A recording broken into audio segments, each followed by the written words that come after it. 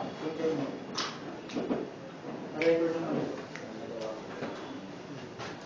Ang daming audience. So good morning, no? So ginawa ko tong video na to para sa kapakanan ng lahat ng grupo para ma-review nyo at mapag-aralan nyo yung produkto natin, especially yung King Humus, no? So unang-una para malaman natin kung anong benefit na makukuha natin dito sa produkto na to, dapat malaman muna natin kung anong primarily na problema ng magsasaka, no?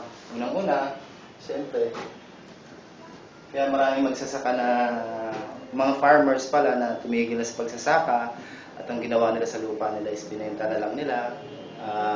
Unang-una, dahil sa ani, no? Napakababa ng ani, at the same time, napakataas ng mga abono, no? So, unang-una, mababang ani. Pangalawa, mataas na abono or yung input na tinatawag. Pangatlo, health issue. Pang-apat, yung tinatawag na Republic Act RA 168.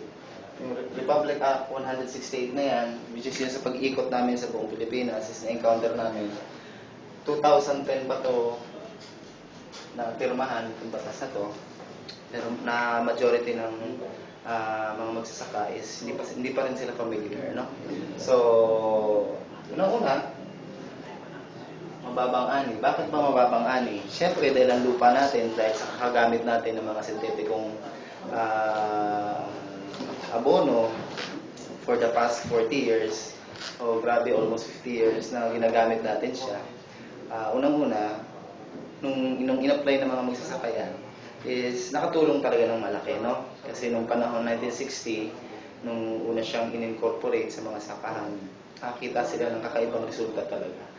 Which is, kailangan ng panahon na yun dahil sa, at that time, merong kakulangan sa pagkain, no? So, ang mga syntheticong pamamaraan, synthetic fertilizer, pesticide, herbicide, isa yan sa mga na-develop nila para ma-address yung food shortage at that time, no? Which is very successful naman sila, no? Ang unang-unang nakinaban yan is yung Pilipinas kasi dito sa atin itinatag yung IRRI, International Rice Institute. Okay? Tayo yung unang nakinabang sa mga experiment na ginawa nila, which is noong 1964, the Philippines became the #1 rice exporter ng buong Asia, no? So, ang mga synthetic fertilizer, lingid sa kalaman ng mga magsasaka, ang epekto nito after 40 years of heavy usage is yung soil acidification. Naging acidic na yung lupa natin to the point na hindi siya nagbibigay ng tamang ani, no? At ito pang masakit, nakakasira na ng lupa, ng pananim. Napakataas pa sa ngayon, no? Patuloy siyang tumataas, patuloy siyang nagmamahal. Kasi bakit? Ang mga deposito po yan, ang pinagkukunan ng mga abono na yan, yung synthetic fertilizer na yan, is mina po yan sila lang ng lupa. And yung mga deposit na yan, hindi po yan siya renewable, no? Resources. Nasa point pa tayo na paubos na siya. Kaya, habang pakunti ng pakunti yung deposito, yung pinagkukunan, pataas na rin siya ng pataas, no? So, pangatlo, yung tinatawag na health issues, no? Especially sa mga pesticide, pag gumagamit tayo niyan, pag gumagamit ng mga magsasaka niyan, alam naman natin na talagang kung todo protective gear yan sila, no? Kasi bakit? Nakakalason yan, pamatay peste yan, no? Sabihin poisonous. And can you imagine, gagamitin nyo siya sa mga halaman. Na-absorb talaga yan ng halaman, no? At itong ang masakit dito, yung mga halaman na yan, mga ginagamitan natin. Yan yung kinakain natin mga tao. Kinakain ng mga hayop, no? Which is, kinakain din natin, no? Tayo talaga yung apektado no? Health natin. Kaya huwag kayong magtaka. Yung buhay ng tao ngayon is maiksi-maiksi na lang, no? At paiksi na paiksi, no? Because of usage ng mga abono na ito, mga synthetic, no? So, pangatlo, itong Republic Act na sinasabi ko na to, na nilagdaan ng 2010, ni Gloria Macapagal Oloyo at that time is by 2016, 15-16 is i-implement na yung pag-ban ng mga synthetic fertilizer dito sa Pilipinas, which is dapat naman talaga, no? So, ibig sabihin, kung mawawala na lahat ng mga abono na yan, mga fertilizer, synthetic fertilizer, pesticide, herbicide, yan mawawala na. Ibig sabihin, wala nang gagamitin yung mga magsasaka natin, no? So, ibig sabihin, kailangan natin bumalik sa organikong pamamaraan. Organic farming.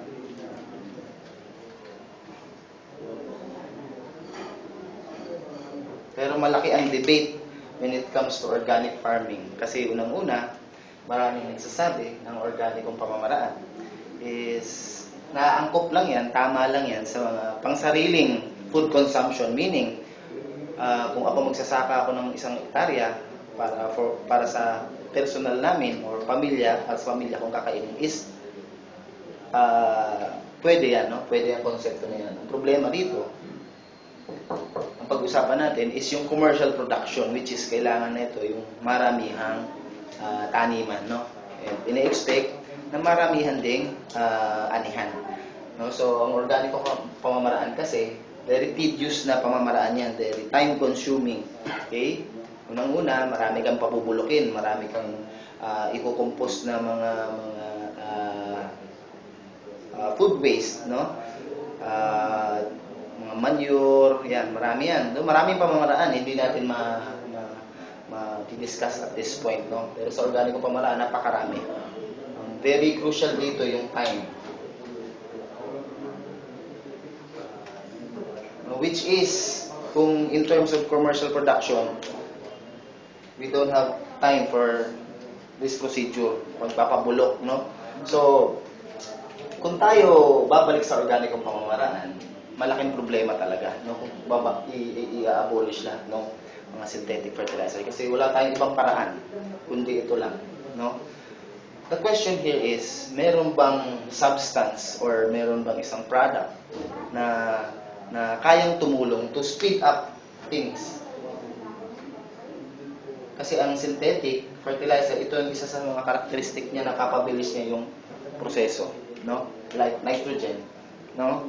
So nitrogen kasi sa natural na pamamaraan, 79% ng atmosphere natin, itong hangin natin is made up of nitrogen. Okay? So sa natural na pamamaraan, ang nangyayari diyan is nagpe-penetrate yan sa soil at pinaprocess pa yan ng mga microorganism para maging ammonium, no? Kasi ang nitrogen hindi yan directly na-absorb ng halaman. Kailangan niya ma-transform into something else, no? So, ang problema rito, yung process ng fixation na ginagawa ng bacteria para yung nitrogen maging ammonia, it will take time. Sa synthetic fertilizer, yung isang granule na yan, like through urea, once na isabog mo yan sa lupa mo, when it hit water, automatic, ammonia na yan siya or nitrate, no? Ma-absorb na kagad ng halaman yan. Ibig sabihin, napakabilis, no? Kaya maraming debate ngayon at usapin na kung tatanggalin ng abono, paano na ang food production, no? Kaya mapapansin nyo, 2010 pa siya nilagdaan at ini-implement hanggang ngayon, 2015 na lang, hanggang ngayon hindi pa rin siya fully implemented. At the same time, hindi pa alam ng karamihan, no, kung paano itong pamamaraan na ito.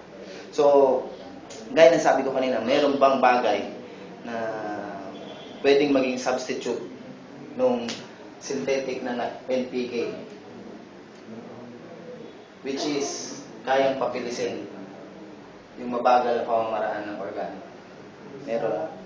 Meron po. Yun po yung produkto natin, King Humus Plus, no? King Humus Plus po is not a fertilizer actually. Okay?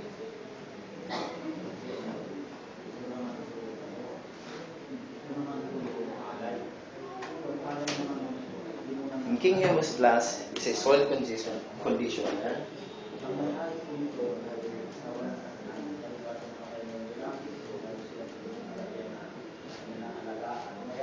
Soil conditioner.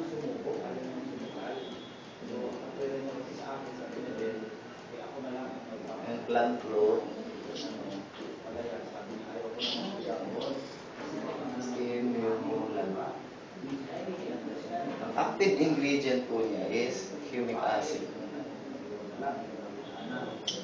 At 87.5%. Sa ngayon po, ang King Humus Plus has the highest humic acid content sa lahat ng humate product. Ang product po natin is called humate. Nakuha po yan sa lignite deposit or yung brown coal.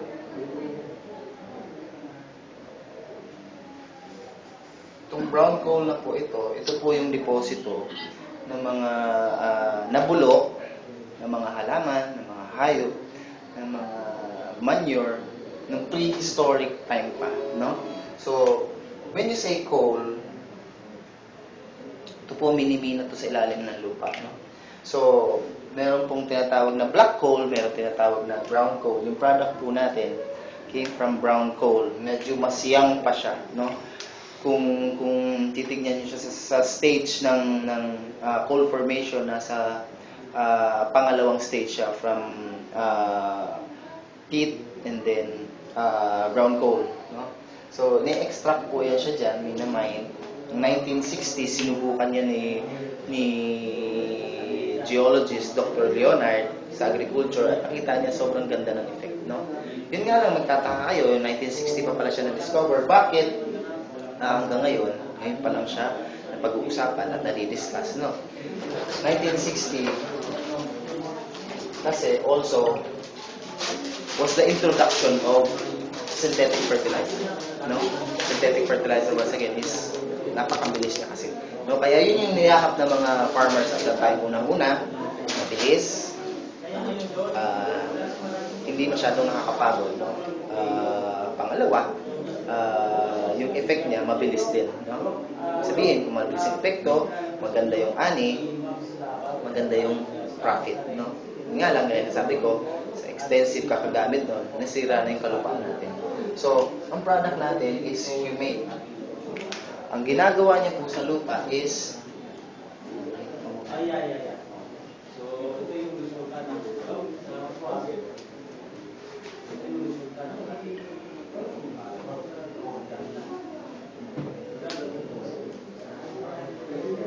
ito yung soil. Ang ginagawa ng humic substance or humic acid, unang-una, when applied to soil, ang unang-unang nagbe-benefit niyan is yung mga microorganism. Meaning, na-stimulate yung mga microorganism, no?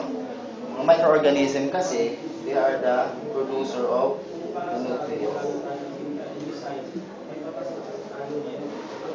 Yung nutrients na to, ang gagaling ko actually sa organic matter.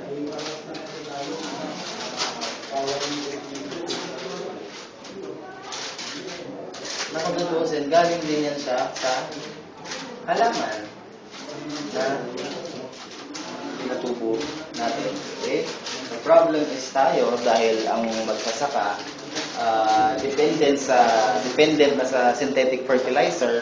Ang ginagawa niya natin, Pilipino, is hindi na tayo nagpapabulok. No? Itong pagpapabulok na to, napakahalaga kasi niya, tutuusin. Ngayon sabi ko, dahil gusto ng mga Pilipino magsasaka is shortcut, ang ginagawa nila is imbis na pabulukin to, is sinusunog pa, no?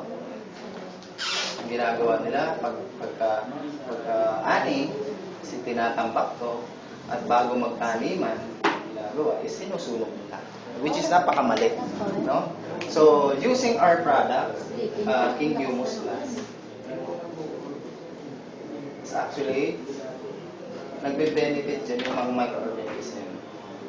once applied to soil, when microorganism is being stimulated, nutrients is being produced. These are natural nutrients. No? Nutrients na kailangan ng halaman.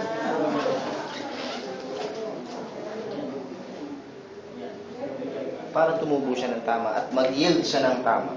No? So, una, microorganism nagbe-benefit. Pangalawa, yung mismong soil na tinatawag natin is nade-develop siya. Okay? Nagkakaroon siya ng unang-una. When applied, na-stimulate na yan ang microorganism. Kasya pa ba? Kasya ba sa camera? Kasya. Kahit dito? Benefit. Na-stimulate yung microorganism.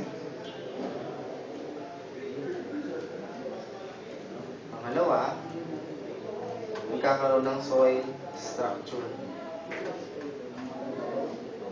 Meaning, yung soil structure kasi, yung mga pores, once again, yung mga pores na tinatawag, meaning, yung structure ng lupa, dapat, yung air, tsaka water, is nakaka-penetrate ka ng maayos sa lupa. Okay? Ang lupa natin ngayon kasi, kaya sobrang tigas, is compacted na siya. No? Sobrang tigas na. Nagkakaroon ng problema mag-penetrate yung hangin at yung tubig. Kung makapenetrate man sila, yung tinatawag na drain, hindi rin nangyayari. Meaning, makapasok man ng tubig na stuck din sila sa loob. Kaya karamihan, kadalasan, nagiging punggok to. Okay?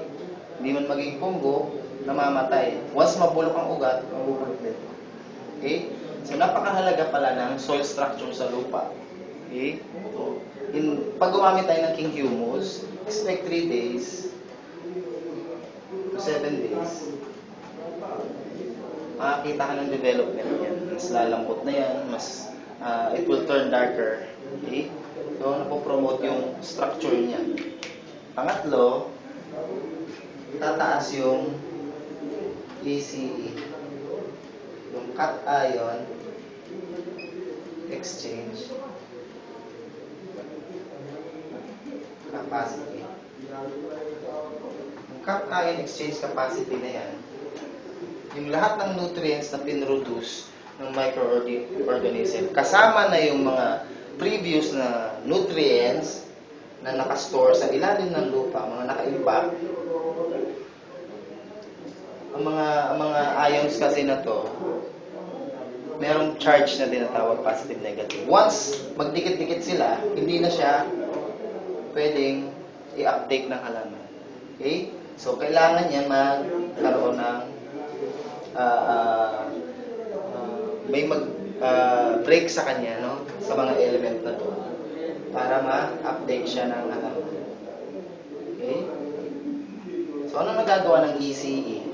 Yung cation exchange na yan, capacity na yan,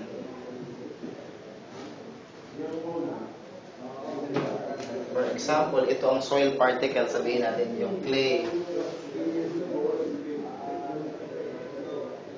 By the way, we have 3 soil particle, yung clay, yung silt, yung sand. Okay? Let's say ito yung clay na particle. When humic acid is applied, nako-coat yan ng substance natin, and this nutrients, itong mga charge na to, lumidikit yan dito sa particle. Ito yung tawag na adsorb. Na-adsorb siya, meaning dumidikit siya. And once kailangan ng roots, ng halaman, ng nutrients, available siya. Kasi ang tendency, once mababa ang ECE, pag tayo nag-delay or umulan, ang nangyayari, nalileach lang. Sumasama yan sa itong mga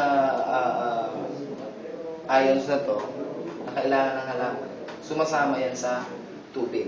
Once na sumama yan siya, hindi na siya maka-absorb. Simple lang. Okay? So once mataas ang ECE, dumidikit yan at na-absorb kagad ng halaman.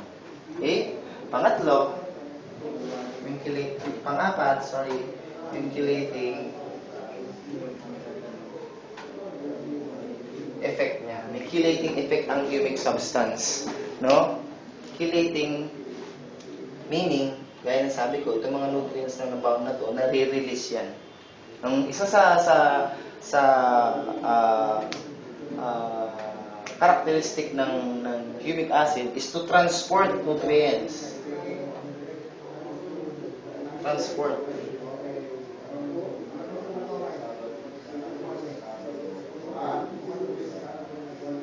Meaning, itong mga bound nutrients na to at yung mga newly released na nutrients, natatransport yan sa halaman.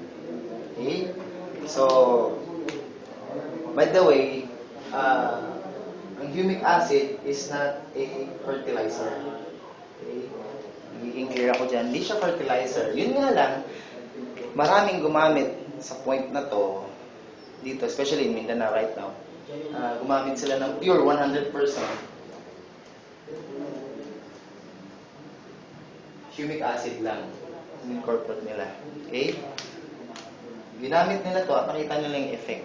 No? Hindi na sila gumamit ng mga abono. Nangyari to because of the stored nutrients sa soil. So be very careful kasi bakit? Darating ang time, baka 2 to 3 croppings to 4 croppings. Ang mga stored nutrients na to is na gamit na. At once gumamit tayo ng humic substance, depleted na to. Baka darating ang time, sabihin natin, yung king humus pala, pangit. Kasi 2 to 3 croppings lang, maganda. After that, unti-unti na pumangit. Or pangit na. No? So, humic acid is not a fertilizer, but a fertilizer enhancer. Meaning, kung gagamit natin siya or incorporate natin siya sa synthetic or organic, mayu-utilize kung ano yung element ng synthetic at organic. Mas mayu-utilize yun. Mas ma-enhance. Mas magagamit ng halaman. Okay? Kasi once again, maraming nutrients na hindi na na-absorb ng halaman. Nalilitch lang siya. Or, yung tinatawag na volatilization, nag-evaporate lang siya sa hangin. Okay? So, napaka-importante na once na gumamit tayo nito, alam natin siya kung paano siya gamitin. You know? 100% natural siya, 100% natural, 100% organic. Pero still, pag maling pamamaraan ng paggamit mo, hindi pa rin siya maganda, hindi pa rin siya magiging effective, no? So napakahalaga na malaman natin yung tamang procedure. Okay? So sa ngayon, gumagamit tayo ng sintetiko, gagamit tayo ng synthetic, pero magbabawas na tayo ng 50%. Okay? So meaning, kung dati gumagamit tayo ng 10 abono, gagamit na lang tayo ng 5. Plus 10 king humus plus. Anong gagawin natin dyan? I-mix po lang natin, no? So, meaning, yung 10, 5 na lang. At this point, nakababa na tayo ng abono. Tama? Okay? Nakatipid na tayo. So, using king humus, i-mix lang po natin kung paano natin kung paano tayo mag-apply sa sakahan natin or paano mag-apply yung kliyente natin sa sakahan, ganun lang din po, wala lang tayong babaguhin. Ang idadagdag lang natin dito is yung land preparation before planting or transplanting. Okay? Kung sabog tanim tayo, bago tayo magsabog tanim, magbubuga muna tayo ng king humus. At least 2 pack to 400 liters non-chlorinated water. I-dilig natin yun sa sakahan natin, pang 1 hektarya yun.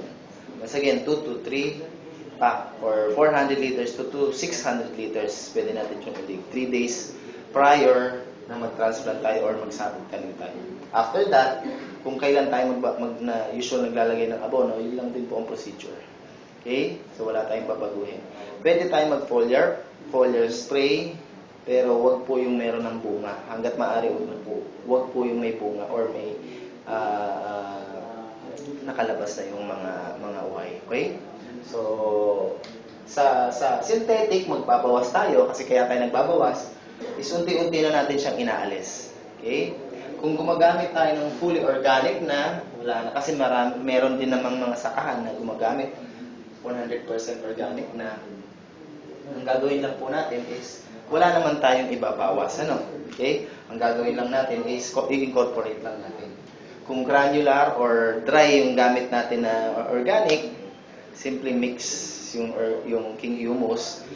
Ganun din, sa isang sako nila, i-mix nyo yung isang pakete ng King Humus. And then, yun na yung gagamitin nila pang-apply. Okay? Kung liquid naman, or foliar organic fertilizer ang gamit nila, yung parang i-spray nila, is iuuna lang nila yung spray. Yung fertilizer nila. After nun, spray tayo ulit ng King Humus Plus. No? So, expect pag gumamit kayo ng King Humus, expect 30 to 40% increase sa yield, which is sa experience ko po, sa lahat ng ginamit ko, nasa 97% talaga. 97%. Akit talaga yan, no? Tumaas talaga yung ani. Karamihan dyan, hindi nga 30 to 40%, kundi 100%. Kagaya na sa Santa Rosa. Gumamit siya ng King Humus. Ang dating inaani niya is 93 kaban. After using King Humus Plus, umani siya ng 130 kaban. And ito yung malupit doon. Sa isang sako na dating nagtitimbang ng 55 to 57 kilo per sako, nag 64 kilo to 71 kilo per sako. So, grabe talaga. No? So, napakarami lang natulungan ng product na to. I hope i-share nyo to sa iba't ibang mga tao, sa iba't ibang mga Pilipino na nagsasaka para makatulong sa kanila. Una, pangalawa, para mabawasan yung pag-abroad, no? Kasi pag tumaas yung ani natin, gumanda ang agrikultura, gumanda yung ekonomiya. Para saan pa? Para mag-alisan tayo sa bansa, no? So, actually, yun lang yung King Humus, no, na diniscuss ko. Actually, ito maiksi lang to. Importante lang ipakita niyo yung benefit, kaibahan niya. Okay?